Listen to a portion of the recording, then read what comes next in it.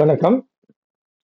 சிவவாக்கியாரின் சில பல பாடல்களை பார்க்கப் போகின்றோம். சித்தர் சிவவாக்கியார் ஒரு புரட்சி சித்தர். பொதுவாக பகுத்தறிவுவாதிகளும் ஏற்றுக்கொள்ளக்கூடிய அருமையான சமூக நீதியோட இருக்கக்கூடிய கருத்துக்களை பற்றி பாடியவர்.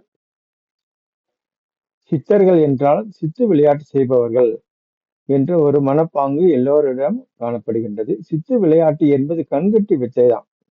பொதுவாக இன்றைய பொழுதுபோக்குக்காக செய்யக்கூடிய மேஜிக்கு தான் சித்துன்னு நிறைய பேர் நினைச்சிட்டு இருக்கிறாங்க. ஆனால் இயற்கைக்கு மாறாக நடக்கக்கூடியவற்றை எல்லாம் சித்தர்கள் செய்வார்கள் அப்படின்ற ஒரு அறியாமையும் உண்டு. சித்து என்றால் அறிவு சொரூபமானவர்கள், அறிவே உருவானவர்கள், தெளிவான அறிவுடையவர்கள் எல்லோரும் சித்தர்கள். 15 சித்தர்கள்னு 18 பேர் நம்ம பார்க்கிறோம். இருந்தாலும் எண்ணற்ற சித்தர்கள் இந்த உலகில் இருந்திருக்கிறார்கள். அறிவியல்ல ஒருத்தர் கண்டுபிடிக்கிறாரு, புதுசா ஒரு ஆக்கத்தை செய்கிறாருனாலும் அவரும் சித்தராக எடுத்துக்கணும்.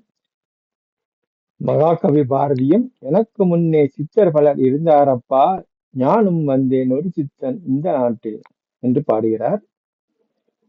சிவம் என்று எல்லோரும் பேசுகிறோம். அதே போல் அறிவே சிவம்.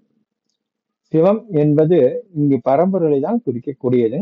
அன்பு வடிவாக இருக்கின்றார் பரம்பொருள். அதே போல் அறிவு வடிவிலும் இருக்கிறார். அதனால்தான் அறிவு வடிவென்று அறியாத என்னை அறிவு வடிவென்று அருள் செய்தான் நந்தி அப்படின்னு திருமூலர் பாடுறார். நம்ம அறிவுதான் கடவுள். பிரஜானம் பிரம்மம் அப்படின்னு வடமொழியில் ஒரு மகா வாக்கியம் உண்டு. அதாவது யோகம் ஞானம் கலைகளை கற்கக்குள்ள நம்மளுக்கு வடமொழியில் இருக்குள்ள ஒரு 4 மகா வாக்கியத்தை பார்க்குவோம். பிரஜானம் பிரம்மம், அயமாத்மா பிரம்மம், தத்துவமசி, அகம் பிரம்மாஸ்மி அப்படின்னு பார்க்கக்கூடியது. இதில் முதல்ல இருக்கக்கூடியது பிரஜானம் பிரம்மம். தெளிவான பூரண அறிவு தான் நம்மளுக்கு பிரம்மமா இருக்கக்கூடிய கடவுள். இப்ப அறிவு தான் கடவுள். அறிவு வடிவில் இருக்கக்கூடிய அத்தனை பேருமே கடவுள் தான், சித்தர்கள் தான். நாம் அறிவை தெளிவுபடுத்திக் கொள்ள வேண்டும். இந்த சித்தர்கள் பற்றி நிறைய பேர் மாயையிலேயே இருக்கிறாங்க. முன்னமே சொன்ன மாதிரி அறிவியலுக்கு நம்ம நடைமுறை உலகத்துக்கு அப்பாற்பட்ட அபூர்வமான செயல்களை செய்யக்கூடியவர்கள் அல்ல. தன்னை உணர்ந்தவர்கள், அறிவு ரூபமாக இருக்கக்கூடியவர்கள். மருத்துவ உலகில் இருக்கக்கூடியவர்களும் சித்தர்கள். ஒரு ரசவாதம் பற்றி தெளிவுடையவர்களும் சித்தர்களாக நம்ம எடுத்துக்குவோம். ஆன்மீக விஷயத்தில் நமக்கு பொய்யை விளக்கி அறியாமையை அகற்றி மெய்யை உணர்த்தக்கூடியவர்களும் சித்தர்கள். இந்த வகையில் நம்ம சிவவாக்கியார் பற்றி பார்க்க போகின்றோம். சிவவாக்கியாரின் சமூக நீதி கருத்துக்கள் இருக்கக்கூடிய பாடல்களையும் பார்க்க போகின்றோம். சரியை, கிரியை, யோகம், ஞானம் இந்த படிகளில் அவர் ஞானத்தின் மீது நின்றுதான் எல்லாவற்றையும் பார்த்திருக்கிறார். அதை தான் நமக்கு போதித்தும் இருக்கின்றார்.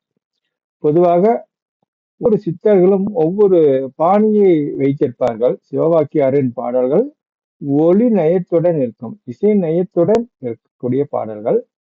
அதனால்தான் அதே போல ஓசை இசை நயத்துடன் இருக்கும் திருமல் இசை ஆழ்வாரையும் சிவவாக்கியாரும் 2 பேரையும் ஒருவர் என்று பலரும் எண்ணிக்கொண்டிருக்கிறார்கள். ஆனால் திருமாலிசைக்கும் சிவவாக்கியாருக்கும் பெருமளவில் வேறுபாடு இருப்பதை கற்றுணர்ந்தவர்களால் அறிய முடியும். அறிஞர் பெருமக்களும் அதை உறுதி செய்கின்றார்கள். கால வேறுபாடும் உண்டு. பொதுவாக சிவவாக்கியாரின் சில பாடல்களை ஒவ்வொருத்தரும் அங்கங்கே எடுத்து காமிப்பாங்க. இதில் நாம் யோகம், ஞானம், சமூக நீதி, தற்கால நடைமுறையில் இருக்கக்கூடிய பிரச்சனைகள், சமூகத்தில் நடக்கக்கூடியவற்றுக்கு சிவவாக்கியார் என்ன பதில் சொல்லியிருக்கிறார், எந்த மாதிரி கேள்வி கேட்டிருக்கிறார் என்பதையும் நம்ம பார்க்க போகிறோம். அவரோட முதல் ஒரு பாடலை பார்க்க போகின்றோம். ஆன அஞ்செழுத்துள்ளே அண்டமும் அகண்டமும், ஆன அஞ்செழுத்துள்ளே ஆதியான மூவரும், ஆன அஞ்செழுத்துள்ளே அகாரமும் மகாரமும், ஆன வஞ்செழுத்துள்ளே அடங்கலாவல் உற்றதே. 5 எழுத்து என்று சொல்லப்படுகின்ற நமசிவாய என்னும் இந்த மந்திரத்தில் அண்ட சராசரங்களும் பேரண்டங்களும் அடங்கி போகின்றன. ஆதியாக சொல்லக்கூடிய சிவன், விஷ்ணு, பிரம்மா 3 தேவர்களும் அதற்குள் அடக்கம்.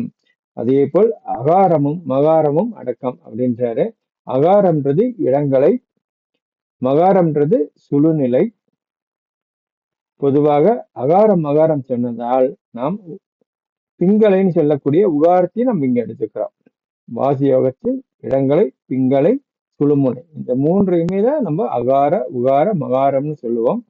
இதை எடுத்துக்கிறோம். இது எல்லாமே நமசிவாய என்ற மந்திரத்தில் அடங்கி போகின்றன. அதே போல் சிவவாக்கியாரின் ஒவ்வொரு சமூக நீதி கருத்துகளையும் வரக்கூடிய பாடல்கள் அங்கங்க இந்த வரிசை கிராமத்தில் இல்லாமல் எடுத்து பார்க்க போகின்றோம். பொருள்ல நான் சொல்லக்கூடிய இதுல பிழை இருந்தால் தயவு சுட்டி காட்டுங்கள். வீடியோவை பகிருங்கள், விரும்புங்கள். நன்றி, வணக்கம்.